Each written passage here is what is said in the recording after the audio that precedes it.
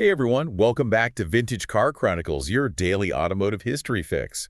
You can find us on Spotify, Deezer, Apple Music, and YouTube. The usual spots today. We've got a special one. We're going deep on a legend. A car that just screams 70s cool. The Ferrari 365 GTB4. Better known as The Daytona. Yeah, and for a car that's become so iconic, Mm. it's got a story that's full of surprises. Oh yeah. So we're going to peel back all those layers Okay. from its controversial birth, Uh-huh. right in the middle of that mid-engined revolution, Oh yeah, everybody was going mid-engine. to its totally unexpected dominance on the racetrack. This thing could move. Yeah, this wasn't just a pretty face. Yes. This thing had teeth. It had bite. We've got a stack of articles, historical records, the whole 9 yards, The whole shebang. to uncover what made the Daytona so special. So special. And the first surprise, Get me. that Daytona name, Yeah. totally unofficial. Wait, really? Ferrari never really embraced it. That's crazy. But it's so perfect for this car. I know, right? The irony is, it was the media who nicknamed it the Daytona. Uh-huh. After Ferrari's 1-2-3 sweep at the 1967 Daytona 24 Hours. Right. A race the 365 GTB4 wasn't even designed for. Oh, wow. It was meant to be a road car, Okay. a grand tourer. So defying expectations right out of the gate. Exactly. It was meant for the road. But let's talk about what made this car turn heads in the street. That design. Yeah. It was sharp, aggressive, a total departure from Ferrari's usual curves. Yeah, it was a statement. Leonardo Fioravanti, the genius behind the Daytona at Pininfarina, Right? he envisioned a modern grand tourer. Yeah. Something sleek, aerodynamic, a car that looked fast, even standing still. Standing still. And he nailed it. He nailed it. And those early models with the plexiglass-covered headlights, pure futuristic cool. Right. Though U.S. safety regulations later forced a change to pop-up headlights. Oh, yeah. Kind of a compromise, but the Daytona could pull it off. The Daytona could pull off anything. Okay, so it looks amazing. But what was hiding under the hood of this beast? A 4.4-liter Colombo V12 engine, Wow. the Tipo 251 to be exact. Tipo 251. It was front-mounted, which some considered old school, Yeah. compared to the mid-engine craze that was happening. Which everyone was doing. Yeah. So Ferrari stuck to their guns. They did, and it paid off. This engine churned out 352 horsepower, Wow. giving the Daytona a 0 to 60 time of 5.4 seconds and a top speed of 174 miles per hour. That's cooking. In the late 60s, that was mind-blowing. That's fast. So this thing was a rocket. Yeah. But I read that they did something pretty unusual with the transmission. Oh, yeah. What was that all about? Yes, the transaxle. Okay. Now, this is where it gets interesting. Anyway. They put the transmission at the rear, Okay. creating near-perfect weight distribution. Yeah. It gave the Daytona incredible handling, Okay. making it hug the road like it was on rail. Like it was glued. So Ferrari was pushing boundaries with the technology, too. But here's the thing. This road-going grand tourer ended up becoming a racing legend. Yeah. How'd that happen? That's the beauty of the Daytona story. It was like, this car had a destiny of its own. It wasn't meant to be a racer. Right. But it couldn't be ignored. It was too good. Ferrari eventually caved and released the Competizione versions, Okay. specifically built for competition. So like, okay, fine, we'll race it. Yeah. And they weren't messing around with those, were they? Not at all. They stripped out everything they could. Steel panels replaced with aluminum plexiglass windows, you name it. Wow. All to make it lighter, faster. They even tuned the engine, squeezing out over 450 horsepower in later versions. Jeez. So this car that was never supposed to race was suddenly winning. Yeah. Didn't they take class wins at Le Mans 3 years in a row? 72, 73, 74. Back to back to back. Straight victories. Yeah. And get this. In 1979, a Competizione Daytona even took a class win in second overall at the Daytona 24 Hours. Are you kidding me? Years after it was out of production. That's crazy. Talk about a legacy. It's remarkable. But the Daytona story goes beyond the track. Yeah. This thing became a pop culture icon. Where do we even begin? Well, we could start with Miami Vice. That black Daytona driven by Sonny Crockett. Yeah. Instantly recognizable. Of course, it was a replica built on a Corvette chassis. Right. And Ferrari was not happy about that. Let's just say they weren't thrilled. Understatement. Sued the replica makers, in fact. Really? But even that just added to the Daytona's mystique. Yeah, I could see that. It became a symbol of rebellion, cool, and a little bit of a danger. Yeah. A little bit of danger. In the movies, A Star is Born, The Gumball Rally. The Daytona always played the part of the ultimate getaway car, the symbol of living life on the edge. Yeah. You know, I read that during the filming of A Star is Born, they actually wrecked a real Daytona. Ouch. Makes Hmm. you cringe just thinking about it. But hey, at least it went out in a blaze of glory on the silver screen. All right, so we've got a car with a controversial name it never officially adopted, Right. a design that broke the mold, Mm-hmm. performance that blew away expectations, Yeah. and a pop culture presence that's still felt today. It's incredible. What else could there be? Well, the Daytona wasn't just a flash in the pan. Okay. Its impact on car design was huge. Right. It set a new standard for grand tourers, and its influence can still be seen in modern sports cars. So Leonardo Fioravanti really created something special with this car. He did. So let's dive into that design, shall we? What made it so groundbreaking? Well, let's start with that nose. That nose was a radical departure for Ferrari. Those early models with the headlights behind that plexiglass cover, it was like something out of a sci-fi movie. Totally. And even when they switched to pop-up headlights, that aggressive forward-leaning stance remained. You knew this car meant business. Yeah, it was all about emphasizing that powerful V12 lurking underneath. And then you had that fastback roofline slipping down so smoothly into the short rear deck. It gave the Daytona this incredible sense of motion even when it was parked. It's funny because it had that classic Grand Tourer profile, but with this added layer of sleekness of modernity. It was like they took the best of both worlds and blended them seamlessly. Exactly. And speaking of blending, you can't forget those muscular rear haunches, the way they flared out over the rear wheels. It gave the car a powerful planted stance like a predator ready to pounce. It's a car that looks fast, even standing still, isn't it? Absolutely. Right. And those iconic 5-spoke alloy wheels, they were the perfect finishing touch. They really completed the look. So we've got this stunning design, this beast of an engine, and then, as we were talking about before it starts winning races, let's go back to the Daytona's racing story. Yeah. Those competizione versions, the ones built specifically for competition. Were they just stock Daytonas with some modifications, or were they something completely different? They were more than just modified Daytonas. They were meticulously engineered for speed and endurance. Remember, Ferrari wasn't initially keen on racing a 365 GTB4. So these competizione versions were born out of demand from privateer teams. These weren't official Ferrari factory race cars. Not at first. The first ones were created by Ferrari's Assistenza Clienti, their customer support division, in collaboration with Scaglietti, the legendary coach builder. It wasn't until 1970 that Ferrari officially started producing these racing variants. So it was the privateer teams who really pushed Ferrari to unleash the Daytona's racing potential. Exactly. These teams saw what the car was capable of, and they wanted to take it to the next level. And they achieved some incredible results, didn't they? Oh, absolutely. Those class wins at Le Mans 3 years in a row, from 72 to 74, that was a testament to the Daytona's performance and the dedication of those privateer teams.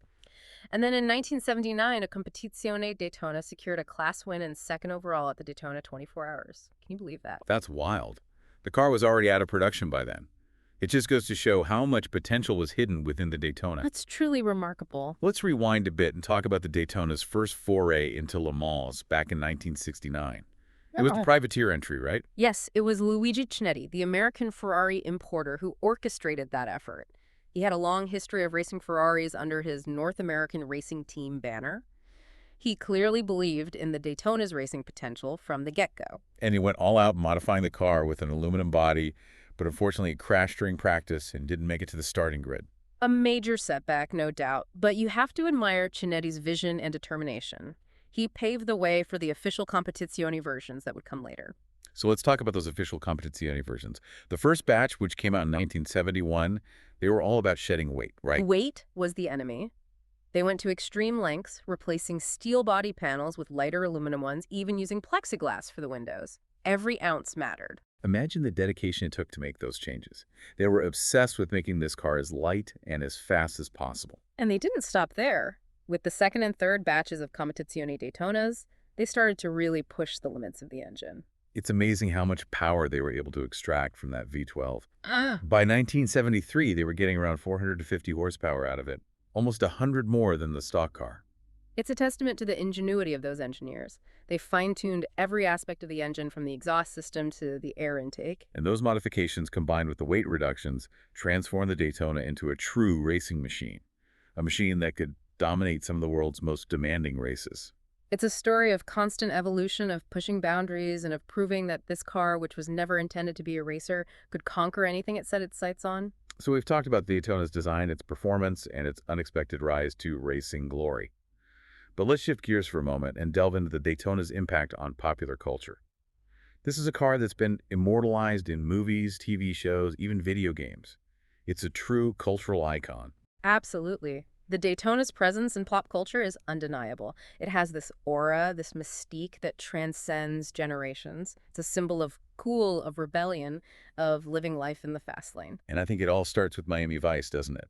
That black Daytona replica driven by Sonny Crockett became an instant sensation. It did. Even though it wasn't a real Daytona, it was a Corvette underneath that sleek bodywork.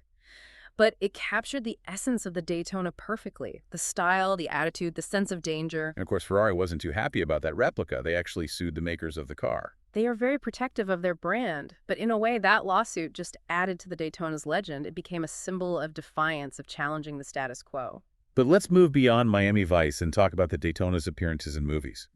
It had a starring role in the 1976 version of A Star is Born, driven by Chris Christopherson. And it met a rather tragic end in that film, didn't it? It did.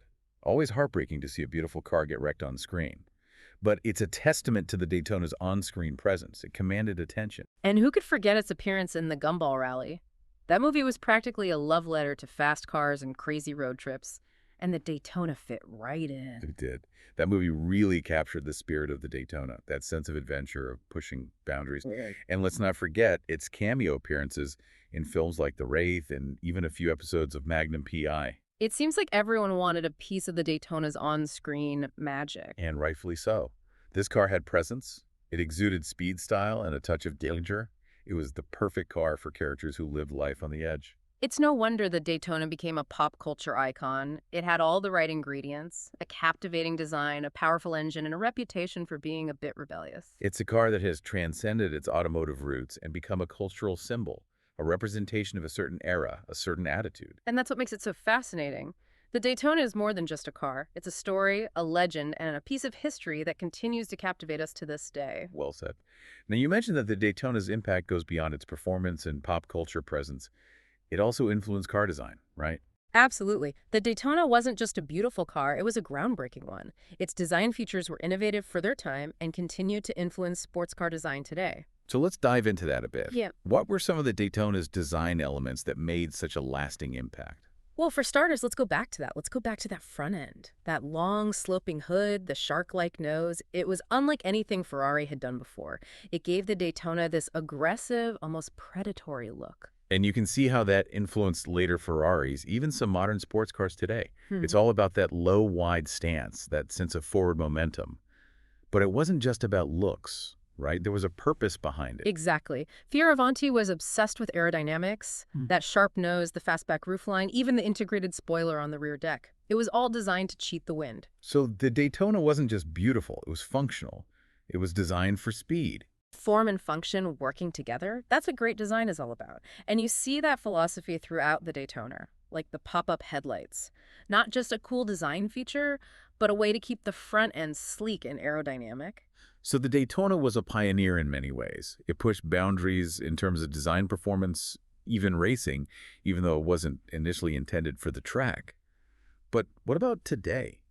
Why is this car still so sought after by collectors? What makes it so special all these years later? Well, for starters, it's a Ferrari. And not just any Ferrari. It's one of the last of the classic front-engine V12 Grand Tours before the mid-engine revolution took over. It represents the end of an era, a time when Ferrari was at its peak. So there's a historical significance to it. It's a piece of automotive history. Exactly. And let's not forget the rarity factor. Right. Only about 1,400 Daytonas were ever produced. And when you factor in the even rarer Competizione versions and the Spiders, those convertibles, the numbers become incredibly small. Which means big bucks for collectors, right? I heard those Spiders can fetch millions at auction. Oh yeah, they're highly coveted. And for good reason. They're not just rare. They're beautiful, powerful, and they represent a golden age of automotive design. A time when cars were still largely hand-built with an incredible attention to detail. You can see that in the Daytona, the quality of the materials, the way everything fits together. It's just exquisite. It's a car that was built to last, and that's something that collectors really appreciate. But beyond the rarity, the history, the craftsmanship, there's something else that makes the Daytona so special. It's the driving experience. Oh yeah, I've heard stories. People say it's unlike anything else. It's a car that connects with you on a visceral level. The sound of that V12 engine roaring to life, the feel of the steering wheel in your hands, the way it carves through corners, it's pure magic. It's a car that makes you feel alive. So it's a combination of factors, really. Yeah. The rarity, the history, the design, the craftsmanship, and that unforgettable driving experience. All of these things come together to create something truly special. It's no wonder the Daytona is considered one of the greatest Ferraris ever built. It's a legend that continues to inspire and captivate car enthusiasts to this day. Now, before we wrap up this deep dive, I wanted to touch on some of the stories that surround the Daytona. Like that whole Cannonball Baker Sea to Shining Sea Memorial Trophy Dash back in 1971. The Daytona played a pretty significant role in that, didn't it? Absolutely. It was Dan Gurney and Brock Yates who piloted a Daytona in that first ever Cannonball run, setting a record time of 35 hours and 54 minutes with an average speed of over 80 miles per hour. Imagine that cross-country in a Daytona. Talk about living life on the edge. It's stories like that that solidify the Daytona's place in automotive history. It's more than just a car. It's a symbol of adventure, of pushing boundaries, of doing things your own way. And that spirit is still alive today. Absolutely. And yeah, even the story of how the Daytona got its name is pretty fascinating. Ferrari themselves never officially called it the Daytona. It was the media who coined the name after Ferrari's 1-2-3 sweep at the 1967 Daytona 24 Hours, even though the 365 GTB4 wasn't even designed to race. It just goes to show you that sometimes the best stories are the ones that are unexpected. And the Daytona story is full of surprises. It's a car that defies expectations. It wasn't supposed to be a racer, but it dominated on the track. It wasn't supposed to be a pop culture icon, but it's been immortalized in movies and TV shows. It wasn't supposed to have such a lasting impact on car design, but its influence can still be seen today. It's a car that has truly earned its legendary status. And as we wrap up this deep dive, I think the one thing I want our listeners to take away is this. The Daytona is more than just a car. It's a symbol of a time when cars were more than just machines.